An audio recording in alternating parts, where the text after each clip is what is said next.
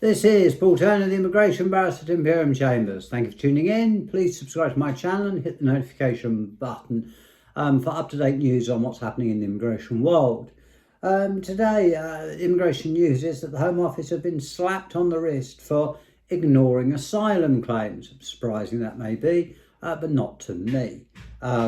This time, the Home Office were slapped, as it were, for ignoring asylum seekers who made human rights claims.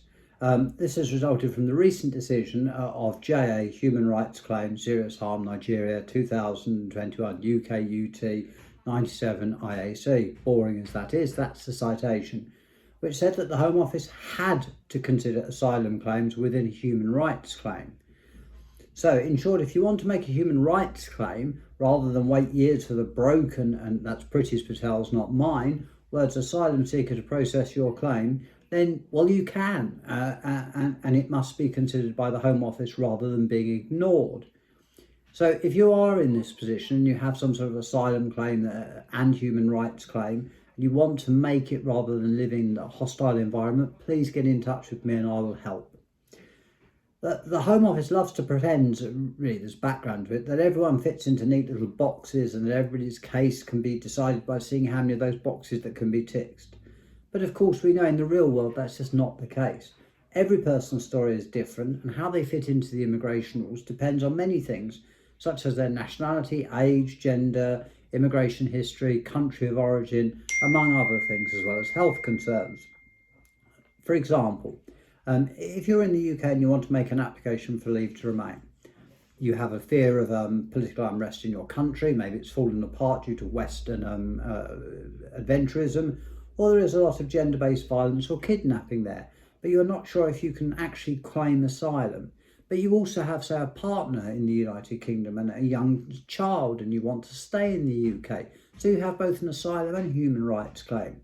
So the question is, should you make a human rights claim or an asylum claim? Well, we all know that the asylum system is broken and people have been waiting for many years. Indeed, recently I've had cases that have taken some 3 years to consider. And they're also more difficult to win. Human rights claims are usually quicker, but not by that much, but can be very expensive once the Home Office take their costs and you pay the IHS fee. So it's really a choice for you. Quick decision, quick appeal, but you have to pay, or you can just wait and wait and wait. In an ideal world, you shouldn't have to choose, and the Home Office are supposed to consider all elements of your application, but in practice they have not been. The Home Office would much prefer you to claim asylum so that they don't have to engage with complex human rights issues. Also, it means they can probably put your file on a shelf and forget about it. This is exactly what the Home Office did in the recent case of JA, which was heard in the upper tribunal. The family of JA made a human rights claim and included some asylum elements in it related to the high prevalence of child kidnapping in Nigeria. It wasn't quite enough to make a standalone asylum claim by itself, but it was highly relevant to the application. Asylum elements such as child kidnapping should be relevant for deciding whether there are significant obstacles to returning to the country of origin, in that case Nigeria. The Home Office, in their wisdom or lack of it, decided only to consider the human rights claim, and having dismissed them, ignored completely the asylum aspect because it wasn't officially an asylum claim. This is an issue that we face at Imperium Chambers time and again, and thankfully have managed to argue successfully in front of the courts. The Home Office, is our position, should take everything into account, not rigidly and artificially split up elements of a person's claim and then refuse to consider some, although some first two judges sadly follow that view. Thankfully, in the case of JA, they went to the upper tribunal, they went firstly to the first two tribunal and they won. The Home Office were very upset about all of this and dragging asylum into human rights claims. It's terrible, you can't do that.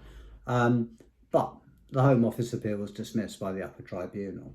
So if you have aspects of an asylum claim and you have aspects of a human rights claim, it's up to you what you want to do with it.